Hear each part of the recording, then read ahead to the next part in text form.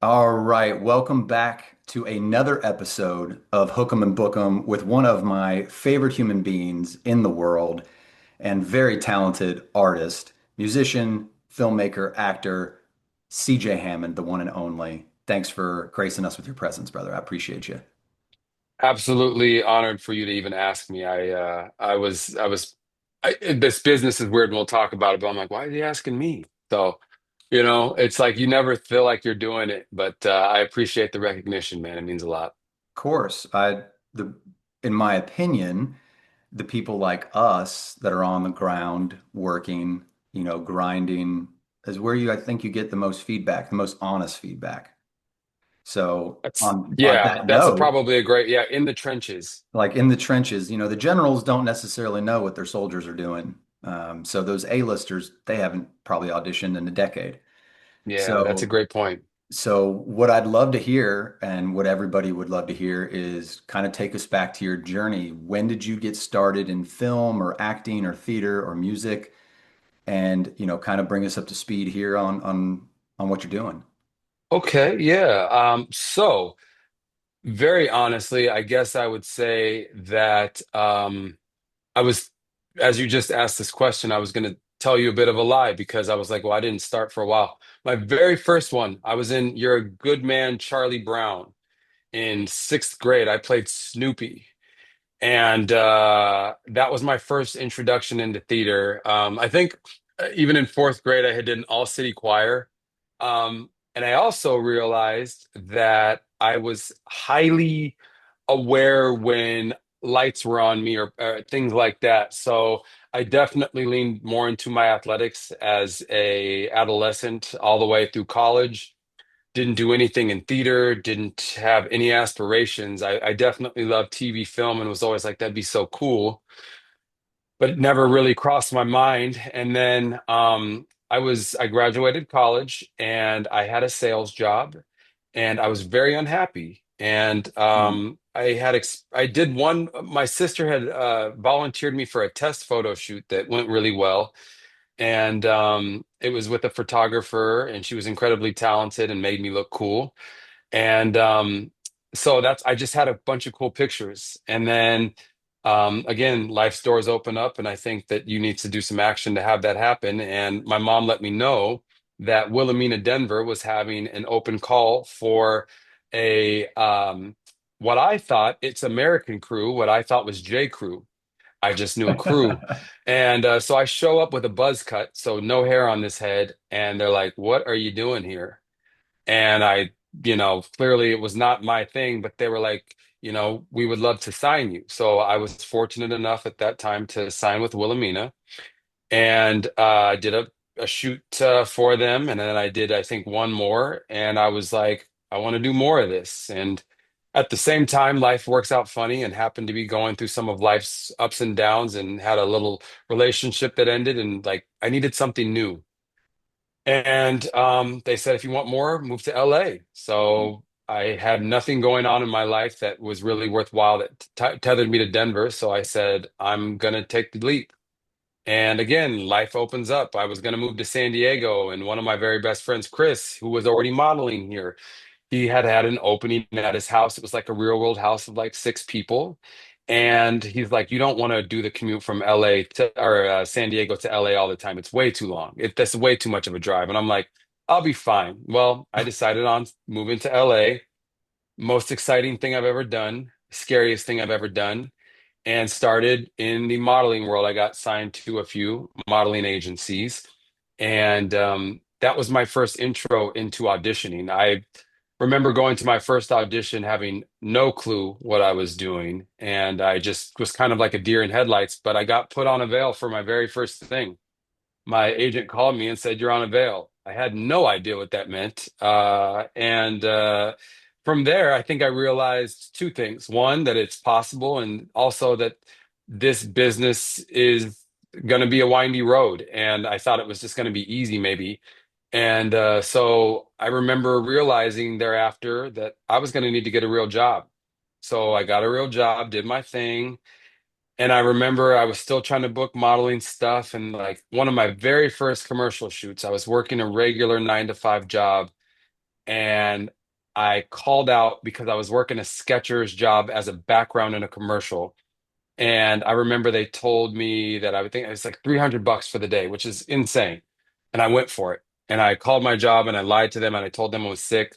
Well, I felt sick about lying to them, so I let them know and I was honest with them. I was soon quickly thereafter fired from that job and needed to figure out what I started to do. So I started working at a gym, got signed to a commercial agent because I was wondering what was the next logical step from print modeling, got signed to a commercial agent, started fortunate enough to start doing a few commercials here and there and then signed theatrically. And then I guess the rest is up to this point now. So I'm represented as a model, an actor, both commercially and theatrically, and I do my own music. So I've got a little bit of everything in there. And again, that's a very quick overview, but that's in 13 years, that's where it's come to.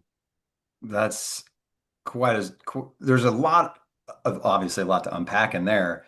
But it's amazing you got put on a veil on your first audition and your first thing, and you didn't even know what that was. How did you process that? It speaks to what this is, honestly. I think that there's something that serves to studying and knowing things. I think there's certainly the preparation helps. And then I think that we can be our own worst enemies and over prepare.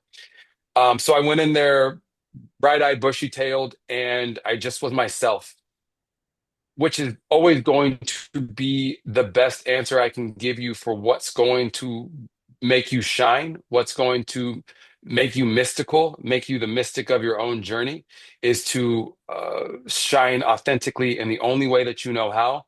And I think that's probably what happened in that moment. Again, I didn't end up booking the role, but you're going into audition with, 200 other people and narrowing it down to five. So there was something there. And I think that was just a really wonderful start for two reasons. I'm glad I didn't book that because it said you can do this, but you're not there yet, or you're here, but you're not on the stage yet. So, your scent was you're on the right trail, that you're right on the right scent, but there's more to go. And I think a lot of that first thing was a real eye-opening experience about this is what this is. And also like again, just be yourself or as close to that as you can. Yeah, that's I would say also makes from what I've found to now is trying it one way, trying it the other way, what you think they want, being yourself in the audition is going to probably make you the happiest too. And probably be like, Yeah. hey, I did it the way I wanted. I trusted my gut. I went with it, and now I'm not second guessing it. And I think that is the sword that is most comfortable to die on. I think that there are many ways that I've walked out of auditions where I've had one line to say, and I have said that line 30,000 ways in the car on the ride home, and it has driven me nuts because I was going in sort of guessing. There's times where I literally was like, I don't give two poos about this job, whatever. Just went in there, did my thing, and like I'm like, what? I'm on hold for that, or I booked this? What?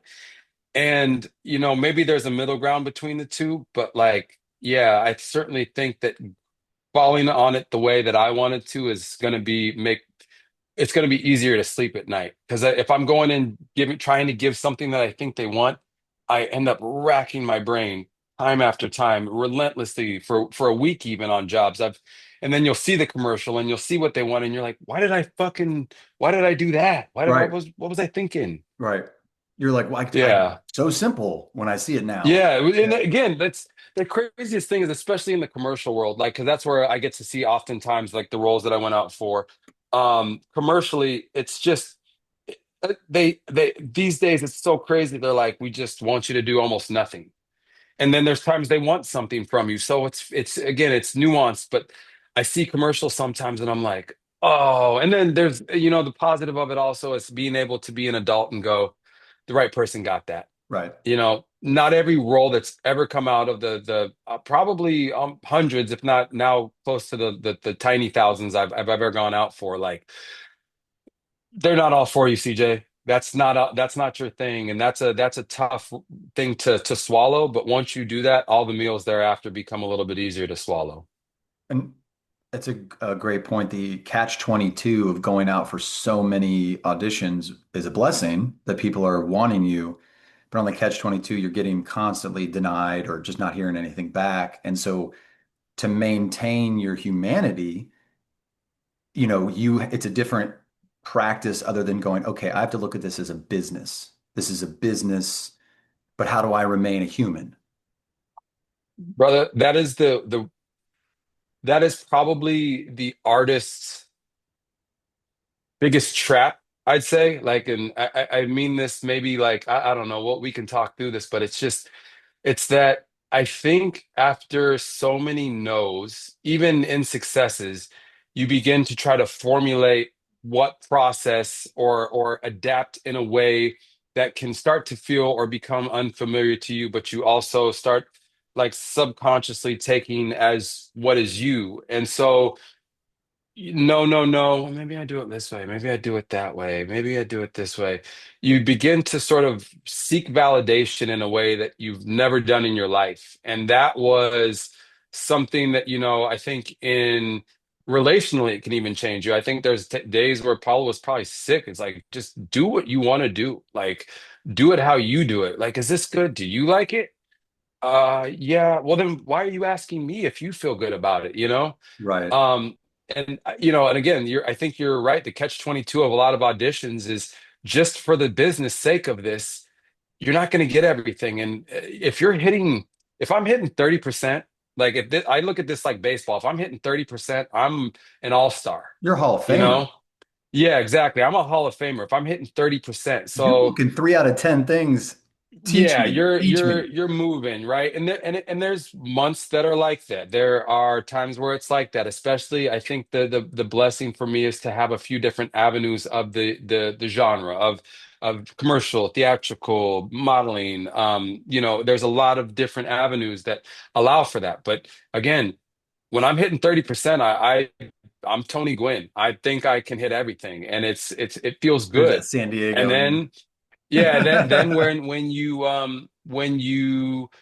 having like let's use the baseball analogy. If you're having a hitting slump, you really can go into some dark places, like some incredibly dark places, especially in LA, because so much of your success is tied to financial. Like you talk about the business, you need to make money to live, I guess, sadly, in the capitalistic nature, because you realize although you are performing an art, there is a business to this, and it can sting you sometimes if you realize like, well, what about the art of it? And like it's like this is a business ultimately. There are people that make money on both ends. You get paid for this, and there are marketing companies or film companies that get paid for this. So there's a business to this, and you have to be able to swim in those waters and learn to be adaptable and play with all that. And so it that business part of this probably took me the longest to see, and it's been the hardest to appreciate and figure out.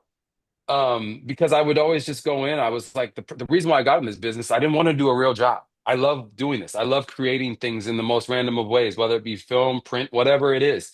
I love to do this. I don't think of it as a job. And then you go cold, you kind of think of it like I need to get paid, and I've been doing this thankfully as this is my prime time gig. Like this is what I do. And I'm proud to say that. And there's a certainty around that these days that I don't know always existed.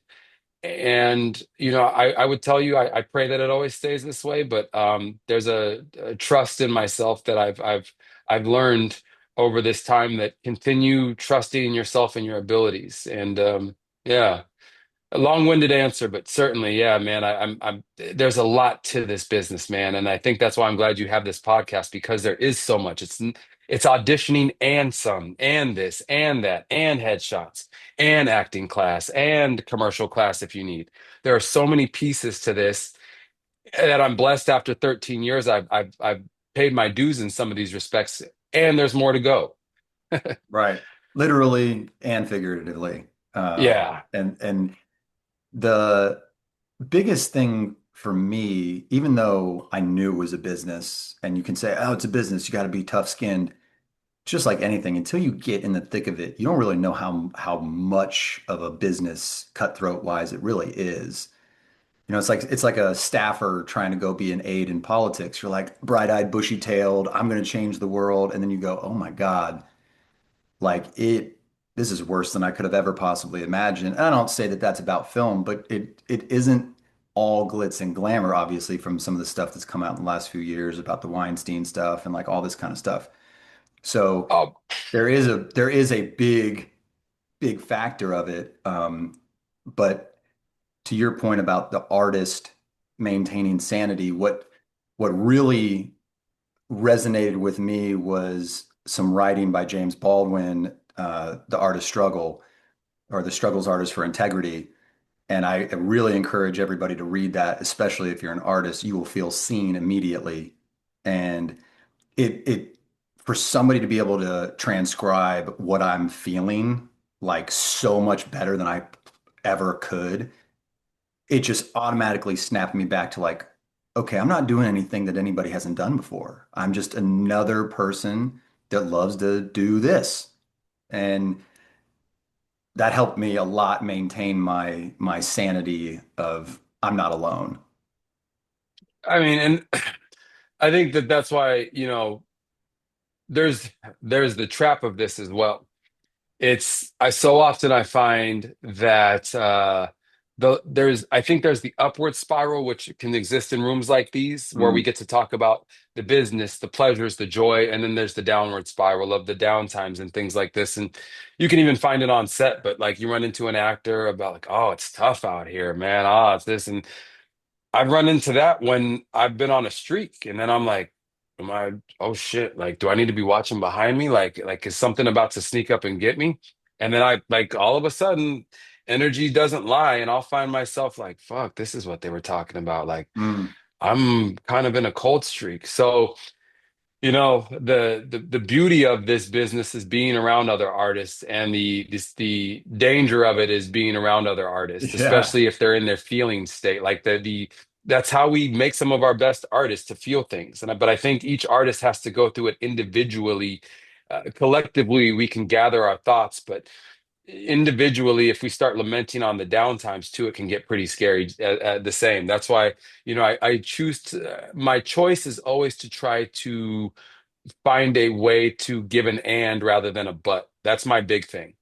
You'll see so many times where people give a but and it's like the negative side of things. Let's appreciate the and of this. The business is tough and I'm going to make it. The business is it's not paying what it used to and I'm going to find my pie. I don't know. That's just kind of the way I've chosen to look at it, and it's a better coat to try on for me, I found out. And that's a great point. You could use the yeah, but in a positive way too. Yeah, the business is tough, but I'm still going to keep doing it.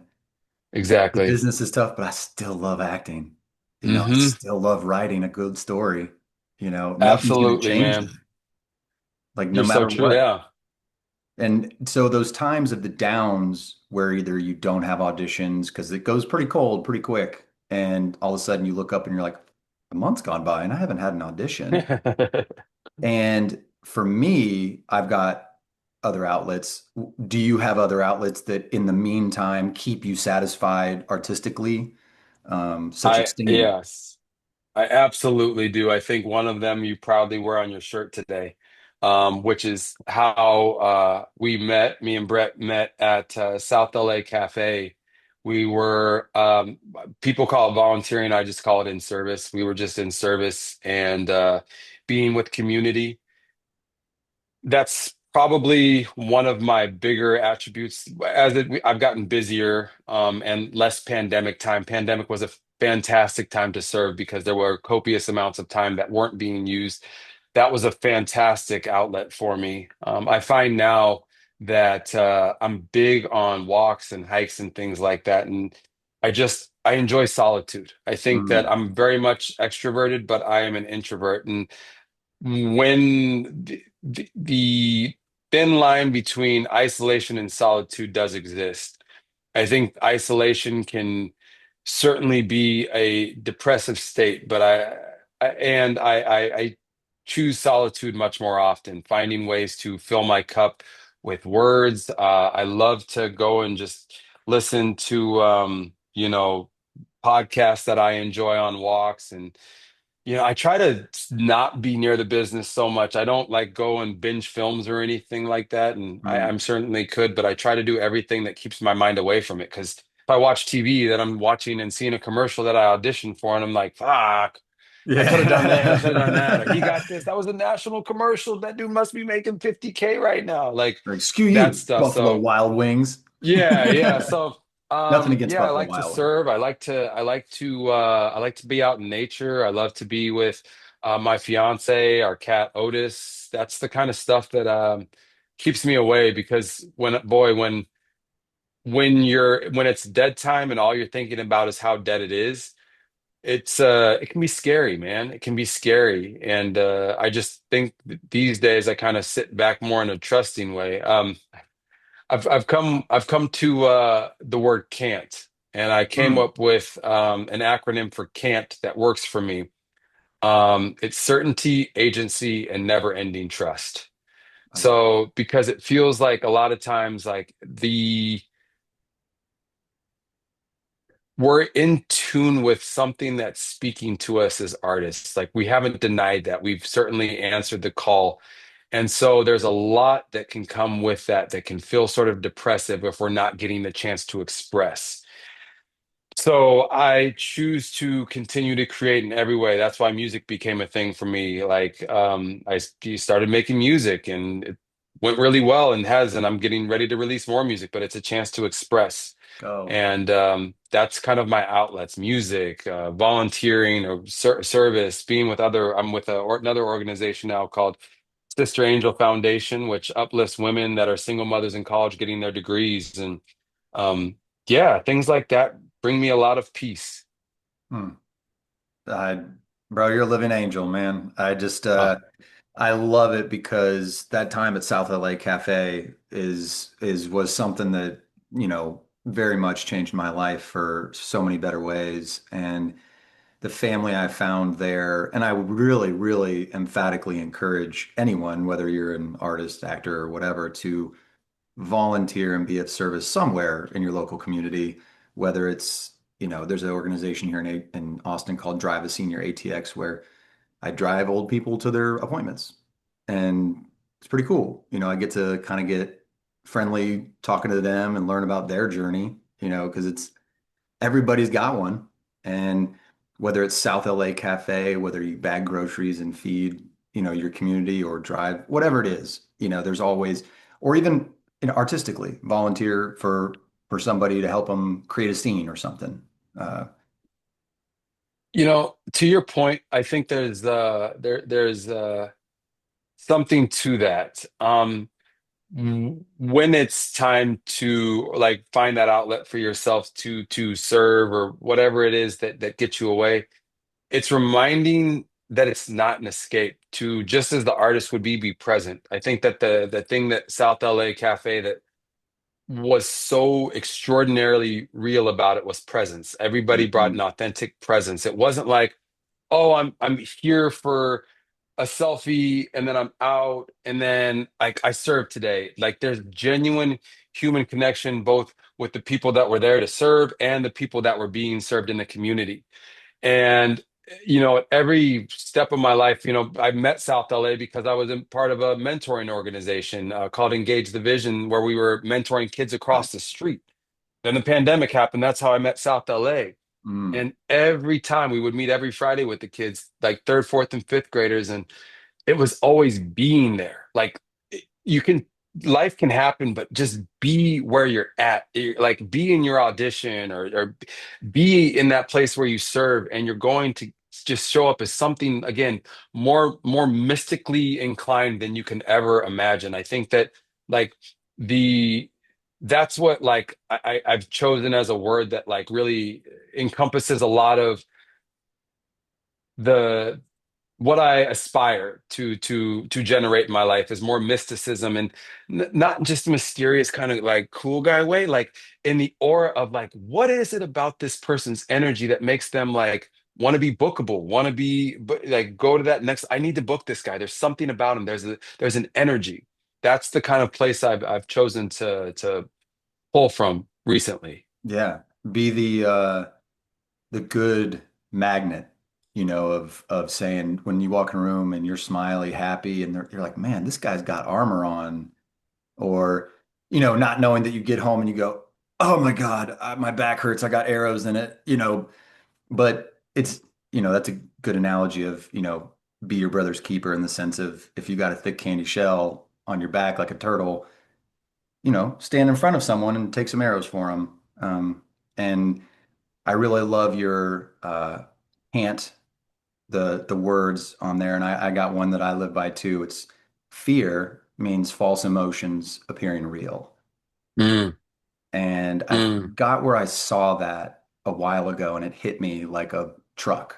And for that to even be in the word, and I was like, you know what? That shirt, that brand No Fear, you remember that brand No Fear back hmm then? They were so ahead of their time, so simple, no fear.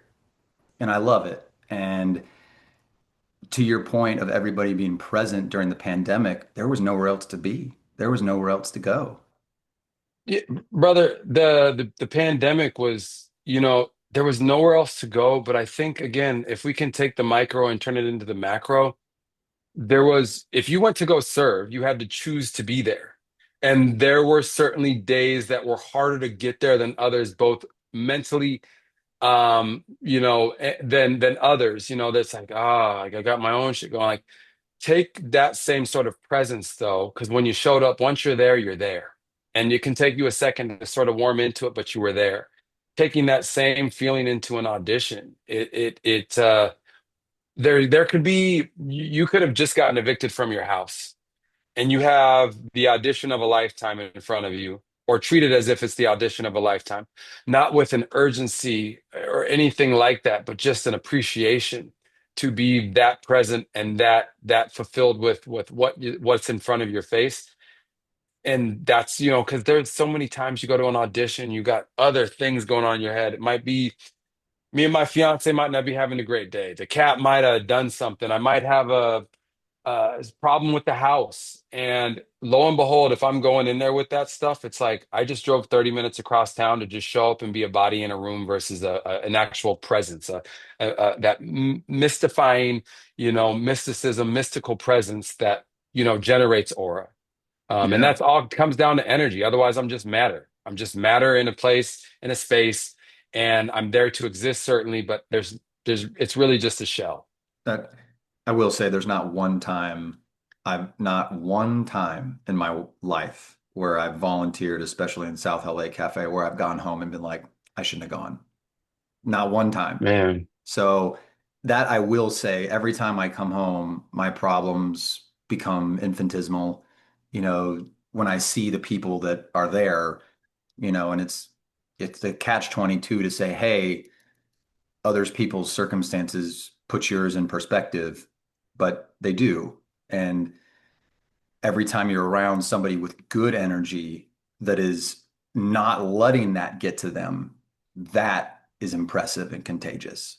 Where you're like, how are you still doing this? Like with a smile and passion that people can feed off of.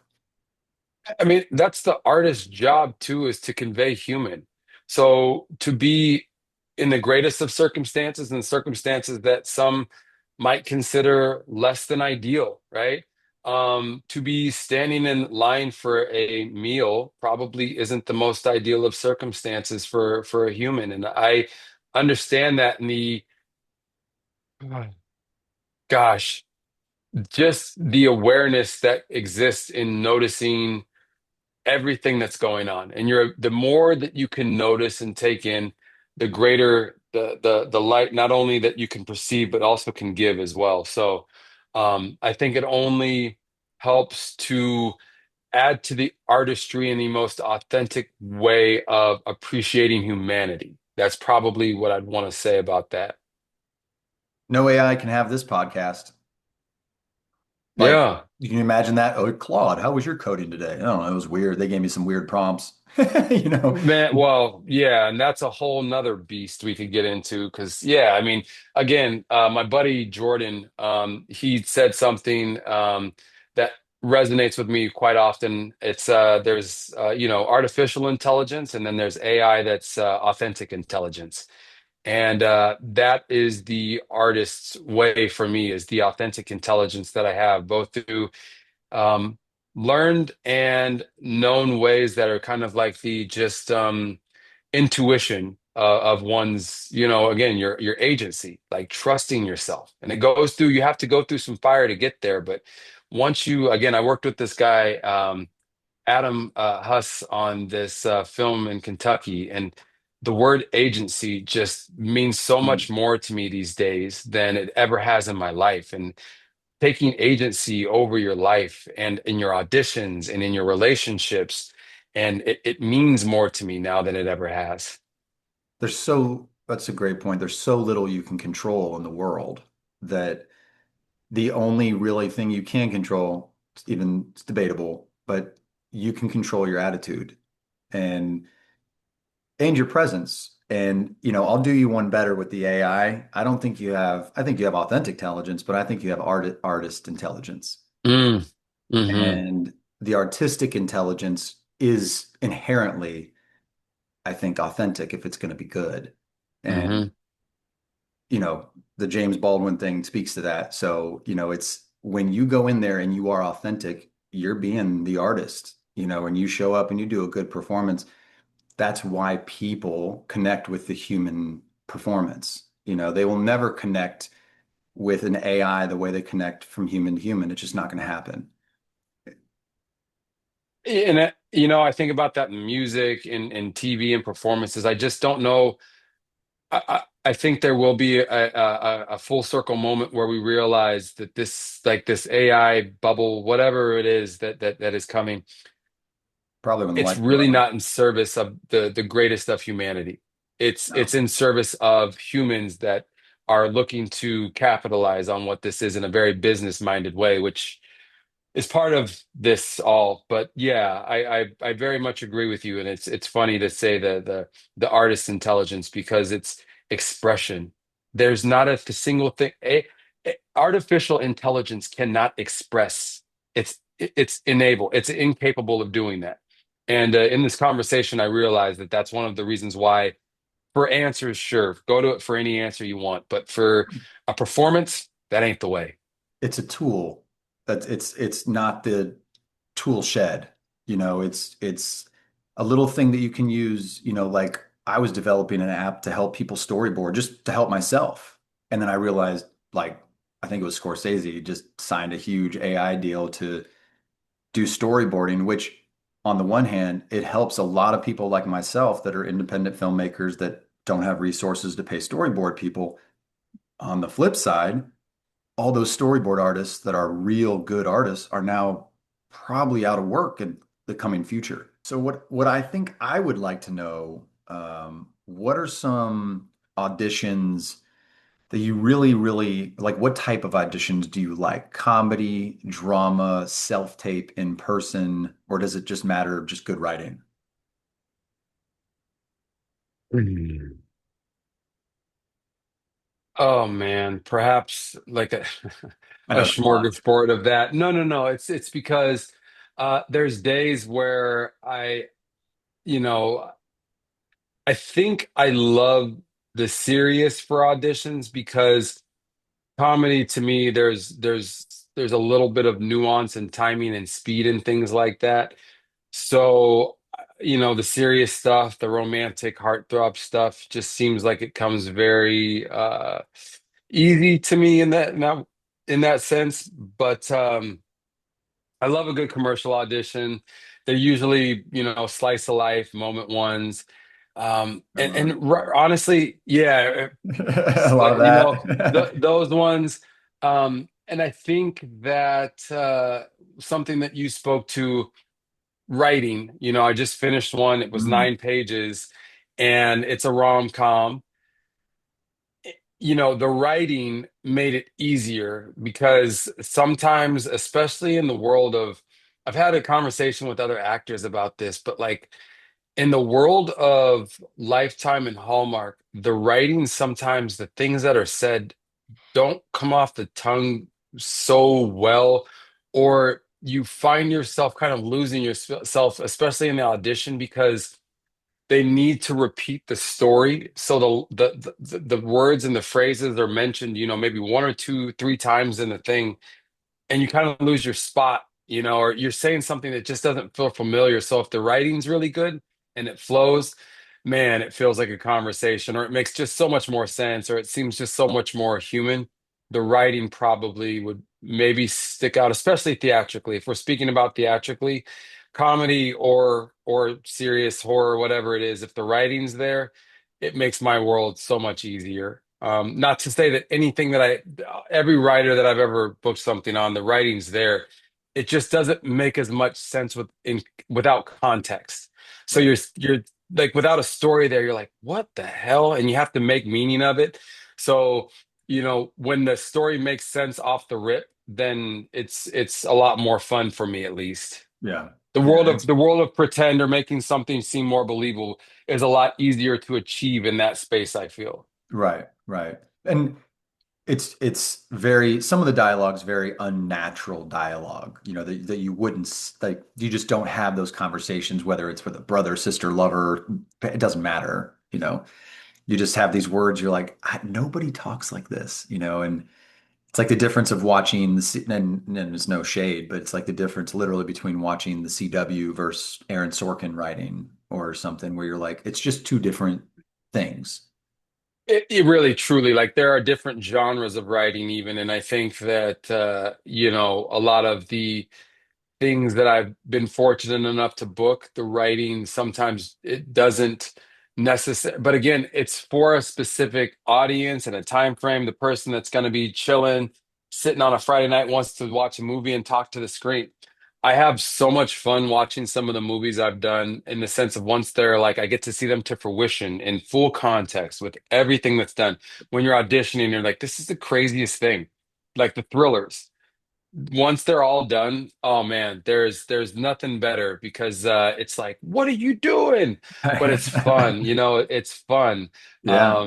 So yeah, man, I appreciate it, but the writing definitely makes an audition that much more fun for me. How are you with self-tapes versus in person? You prefer in person, or does it? I mean, nowadays it's so industry standard to do self-tapes. But I will probably when you started, were self-tapes a big thing? so when I started, it was in person. In person was the thing, and then pandemic, literally, it happened overnight. It Yeah. was everything was. And here's where people probably disagree with me, and I'm cool with that just because it's my preference. I love a self-tape. I love Mm. being able to set the conditions in the place that I do this in and timing, pace, space, all these things. I do love a self-tape for those reasons. There are times I absolutely miss being in the room, especially commercially. Um, I am a person that panic attacks, anxiety, things like that, they can be detrimental to my authenticity because I just developed this sort of outer body sense. And I've gone into rooms, and when your heart rate goes, and again, I'm a person where my body awareness seems to be very keen. And if I start to feel out of rhythm, Mm. I don't think it can go downhill fast. It's just that I think there are more things in my control when I'm doing a self tape. And the more things prior to getting on set that I can control, I enjoy. Now that's probably where I can grow as an artist. There is nothing like being in the room. There's nothing like a take, a redirection, and that's what you get. Versus didn't like that. Let me go through the six other ones takes that I did like or da da da da da. But yeah, my anxiety has and had been something that I've dealt with that had at points really been like detrimental to my ability to show up in a room. I just went through a series of like unnatural panic attacks, and that was the first time I Mm. think I've ever doubted myself in a way where I was like, not only do I not know if I can do this, but I don't like literally physically know if I can do this because I feel like the world that I'm feeling right now is like starting to close in on me. So Yeah. that, but self-tapes, I think God had my back in that way because self-tapes came in and saved me during that time. And allowed me to just like show up. And I think that being in the room is amazing. I think there's nothing like it. It's like the live theater performance, and that's also what every actor needs as well. No, it's you made a great point. Something that I actually forgot about happened to me. Uh, I memorized my lines for an in-person audition exactly same way every time. Da da da da da da da da da da da da da. And I got there. They're like, "All right, ready?" Did it, and they're like, "That was great. Okay, we want you to try it a little slower and a little bit more sad." And I was like, "But I don't know. I read it this way." And right there, I realized I go, "Oh, I'm actually not as prepared and or I mean, in the moment and or collectively with my acting ability to be able to go, okay, I can do, and I think it just was like, you don't know the lines, right? Like if you really, really know the lines, you can take it to a different pace, you can take it to a different cadence. But that was something, to your point, I learned real quickly, and then it went downhill real quick from there.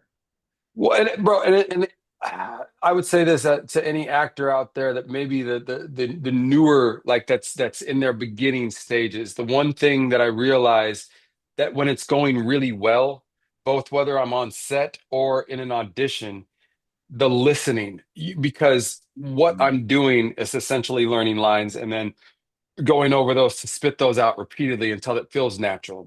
Saying them feels natural, but I realized, like even when I was auditioning today, the best takes involve listening because it's the most human. No one's just talking to talk unless you're here to railroad somebody and give a monologue of something.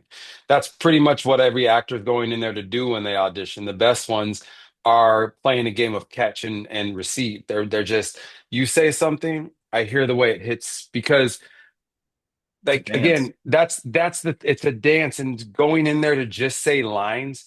That's probably what 70 to 80% of actors are like casting directors are seeing a guy that's coming in there to say lines.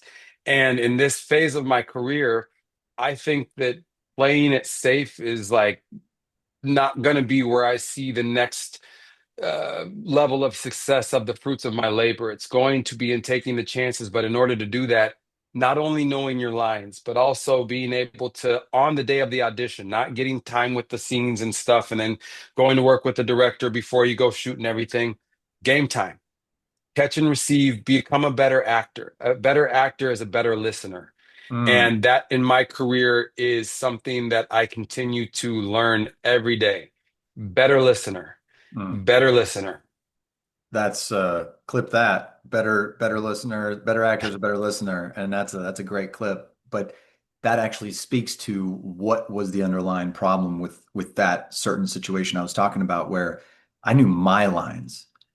I didn't know the scene. I didn't know their lines. I didn't know the pauses, the stage direction, where if you don't know their line and they're in the moment, you're going to step on their tail. You're going to step on their feet and go, and they're like, "Yo, I'm not done yet." And you go, "Oh, I'm sorry," because you didn't know that there was a pause and they're supposed to look at you before you deliver your line. And when you know, like, just read the scene over and over, and you know their lines, okay, you know that they missed it, but you got to react a certain way, or they nailed it and you have to react a certain way.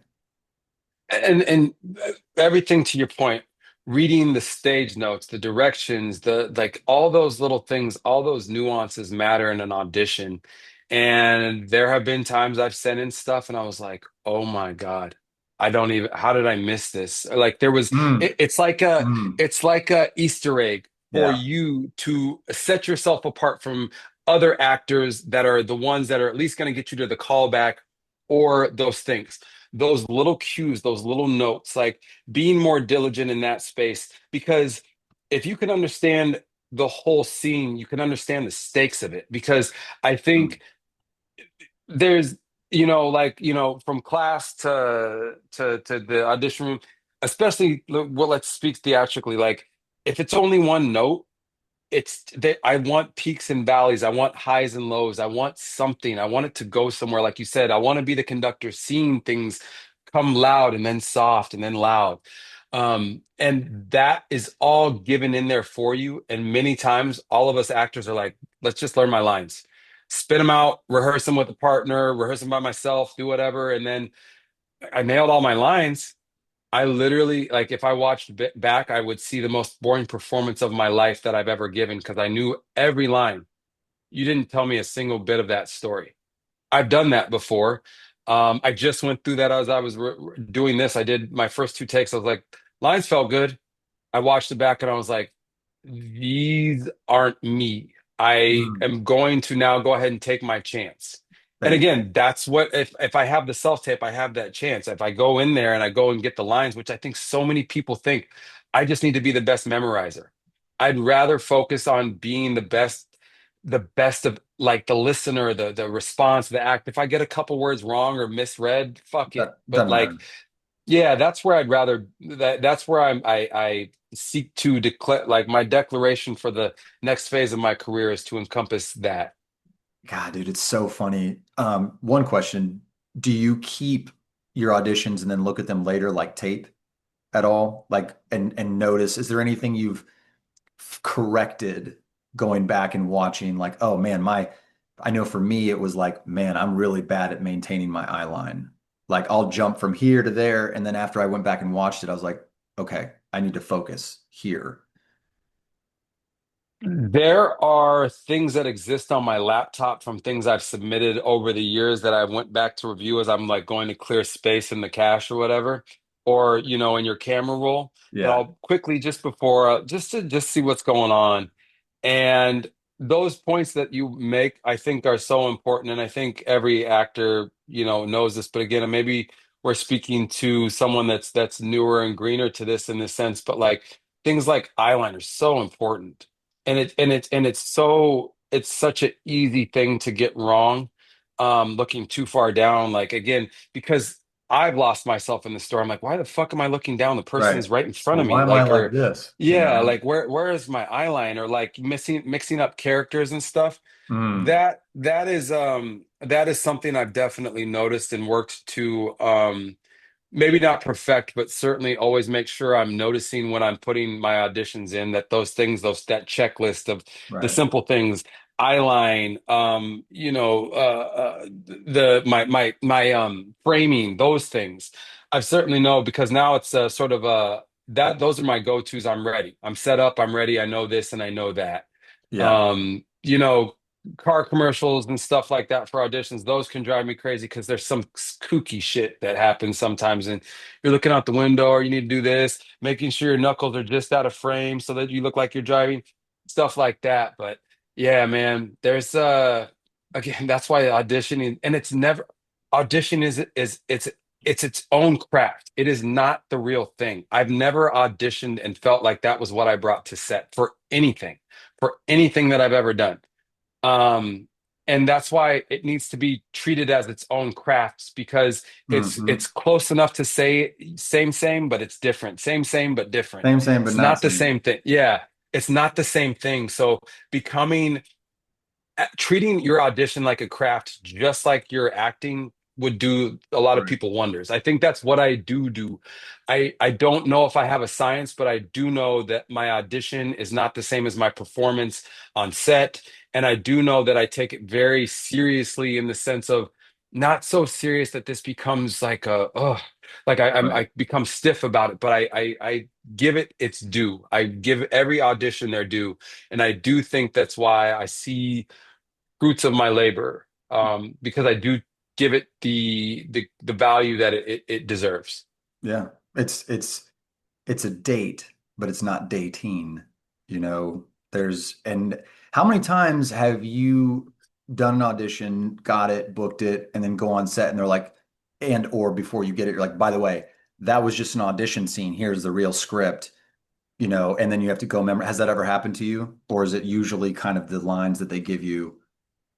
I've certainly received redirects or rewrites or things that they've seen differently, but nothing that so far has like ever thrown me so far. Like there was the only thing that I think I've ever like recently showed up to was there was I did a commercial for a tax company, and I showed up and I didn't know like there were a few different characters in the spot, and I ended up being the guy. I didn't know I was the guy, like delivering the Mm. lines. I was the tax expert delivering the lines.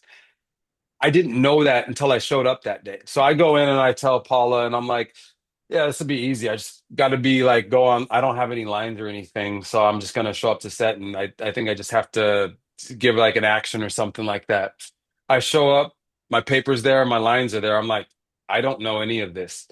So in the next hour, I need to proceed to like let this start to sink into my body. That was probably, and that was another great lesson for me to become prepared. And if you're unsure of things, it's okay to ask. I think I feel very Mm. unsure sometimes. And that's the thing about agency. Like, this Mm. is, you're part of the production too. You're allowed to ask. You're not just, okay, like you're the guy we picked. Like, now you're a part of Mm. it. You're on the call sheet. So you're everything that is on there. You get the same rights as everybody else. So if you don't know or are unsure of this, it can only help you and your performance and everybody on the crew to save everybody time to know this. And that has probably been also a thing, is to like again, the agency in it, like being a part of this. And so I did mess up this year, but it all worked out well, thankfully, because I stay prepared in a way. And yeah, it worked out. I love that you said that because a, I was very, very afraid when I'm in the the audition room, and they'd say, It "Hey, is an interview. it is an interview," and they're like, "Do you need a minute?" I'm like, "No, I'm good. Let's go." And then you get into it, and you're like, "Why didn't I take a minute? Like, why didn't I take a 10-second, like, okay, like that's how you take your agency and your power back in that room where you go, not only that, think about that with the casting director and the people are going to say when they're saying, you good to go? And you go, yeah, 1 second. And then you turn and they know, okay, this guy or girl is very secure in what they're about to present and they want to feel safe and they need a moment to get right there. And the agency is, you're allowed to ask questions like in an audition or on set and say, hey, before we get started, was this a beat or was this a pause? Was this I just want to make sure. And they're like, no, it was. Okay, cool. Great. Yep. 10 seconds, ready to go. Brother, I would say that that's such a like, so both commercially, theatrically, if you have the ability when you're in the room, if you have the ability to once again gain your agency, because there's so many times early on in my career it would just become like it was a tornado. You'd go in, you'd say your lines, like again, you'd say your lines and then you'd walk out, get a chance to do a redirect or give a note to do a redirect. Okay, cool, cool, cool. All right, cool, let's do it. I don't think an extra 10 or 15 seconds is going to ruin anyone's day. And again, like you said, it would probably serve everyone more time, especially if you're the guy. If I'm the guy or girl for this role, take your time, take your space, own it. This is your time. You're here. If anybody else has a problem with that, let them be theirs on the way out. But while I'm in this room, I've taken my 45 minutes to drive here, taken that. So, I mean, even as you say that, that's a great reminder for me. Why be inauthentic with also what I need in this sense? Like, oh, Yeah. just give me, let me just sit with this. Let me feel where this is at, because like life is a feeling process. And like, if I'm like, cool, act out sad. Or do I even have this chance to feel where the sadness would sit or anything like this, you Right. know? Yeah, like there's so much time that you think is not yours in an audition room when they're, whether it be again commercially or theatrically. If you're getting to a callback commercially, just be with the room, like you're in the room to create something. Ultimately, if you believe that you're the person that they're going to pick, why would you not act as if you're the person? I am the celebrity of this commercial or whatever, so give me the grace to find my talent in the way that you need to. That's a great note for a lot of people to remember.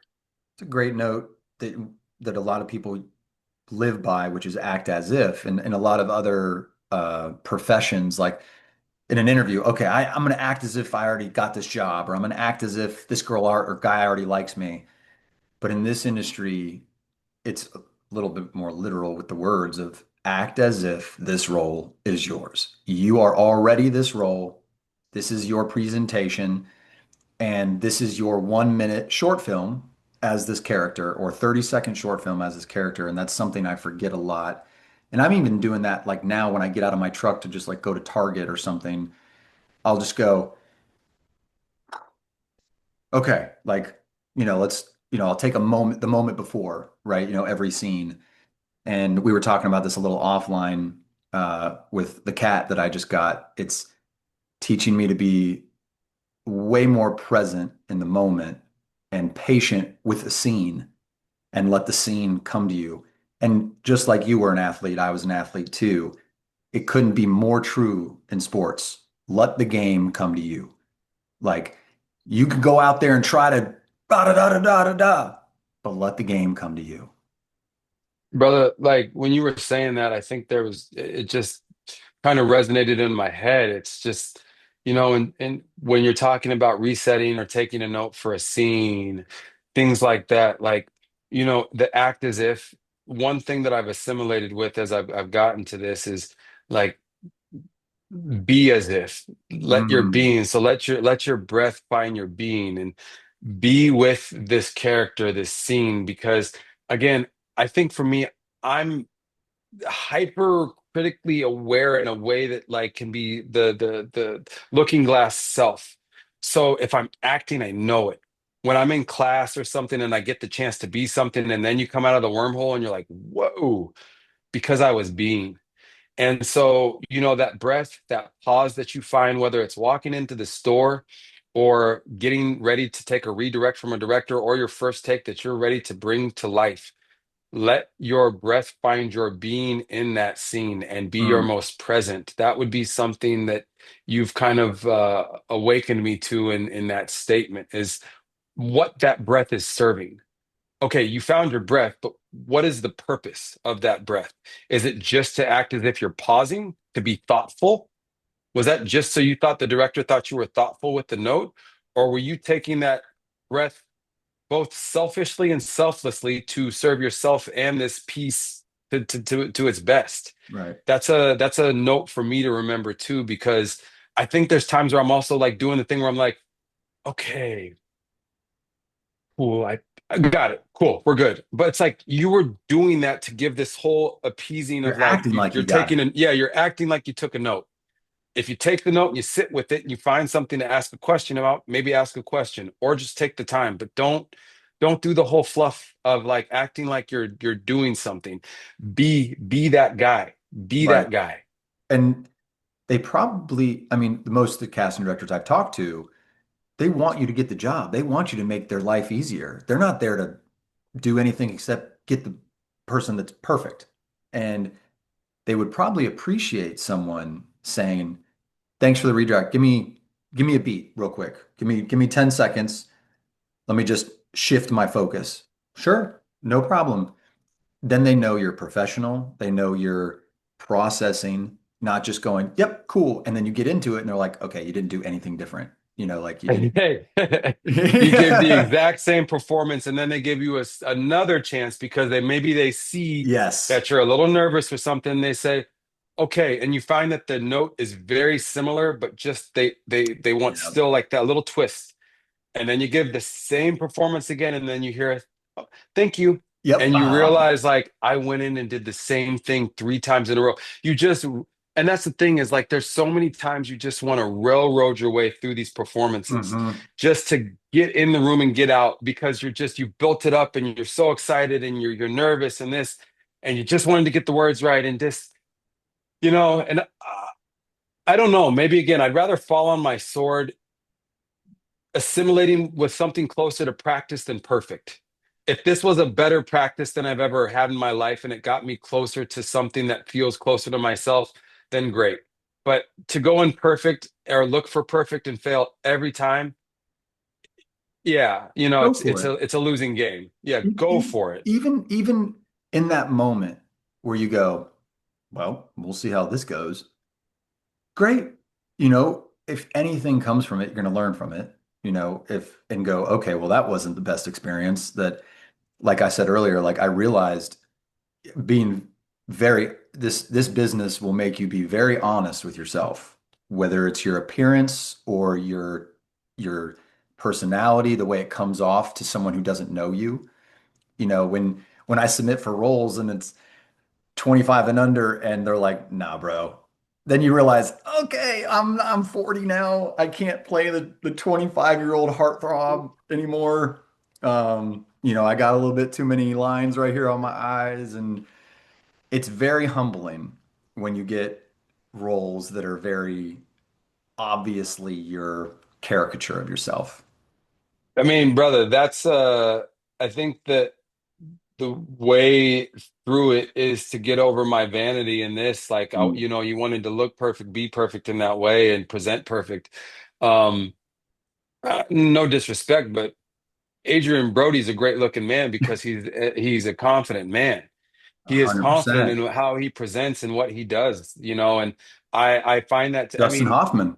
Dustin Hoffman. I just watched Jude Law in Black Rabbit, and I Yep. remember telling Paula, a little bit of transparency here. I'm like, I'll be telling her every day, like, I feel like my hairline's going back and back. This man's hairline is all the way at the top of his head, Walton and Goggins. he's Walton Goggins, and they're coolest, most cool as a cucumber in every way, both in how they look, that because it has nothing to do with that. It's how you show up as understanding. Yeah, what do you have to say about it? Cool, dude. Awesome. Yeah. Like that is something like both in, when it comes to breakdowns of roles, like they're looking for 25 to 35 and 38. Well, you know what? Bring me, the aura of the 35-year-old and see if they catch that. If they don't want it, they don't want it, dude. But Yep. like, you got to just be what you are. And Hmm. that's, again, I think that all that has to do with is letting go. And Mm. that's a human nature to want to control things. I want to control so many things. I do. And the thing is like, that's not where I'm going to find the most peace, both as a human and as an artist. It's being unconditional. There's no condition that limits me here. Just be. Again, just go back to being. And I know all these things seem so esoterically simple, like duh. Just sit with that silence and some of that solitude and what that means to you, and then go take that out into the world and see how you show up as an actor, as an auditioner, for not just yourself, but the rooms. I think they're going to appreciate me more because it's Mm. like, dude's undeniable. He Mm. might not be right for this role, but he's undeniably himself, and I love that about him. And that actually um, speaks to a great point that you made, which was all these people, Walton Goggins, Dustin Hoffman, all these people, they look the way they look. There's roles for every look, for every color, for every race, for every gender, for everything. It's just a matter of when that role is going to find you. And it's just a law of averages. And this industry, to your point, as vain as it can be in its nature of look at me, it's the one thing that presented me with my ego death. And because it just like, oh, you think you're okay. No, you're not. So, but I gladly accept that because one, needed it, and two, you have to see the other side. What was your acronym for fear again? False emotions appearing real. Okay, and so to me, I think that goes in line with what you were just saying about the ego death, because what I've tended to do in this business is have an emotion or a feeling stick with me. The ones that you don't feel enough for whatever it is, whether it's a role, whatever.